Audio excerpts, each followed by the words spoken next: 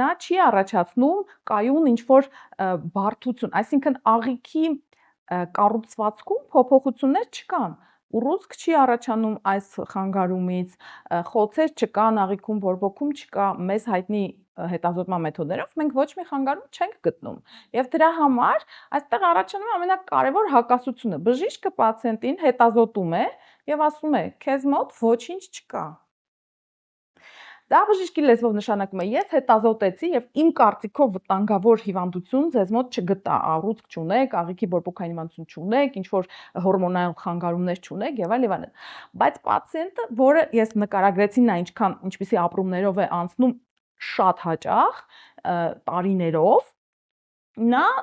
պատկերացնում եք նրան ասում են դու քեզ մոտ ոչինչ չկա, ինչպես թե չկա։ Բժիշկն է պարտավոր այնպես բացատրել, որ պացիենտը հասկանա, որ ոչ թե ձեզ մոտ ոչինչ չկա, այլ այսպես, ինչպես ասացի, կյանքը կարճացնող, ձեզ պոտենցիալ հաշմանդամ դարձնող դուք վիճակ չունեք, բայց դուք ունեք մի վիճակ, որը շատ տարածված է աշխարհում, շատ տարածված է, շատ մարդկանց մոտ է հանդիպում, եւ այն կոչվում է այսպիսի հիվանդություն, գրգռված աղիքի հիվանդություն։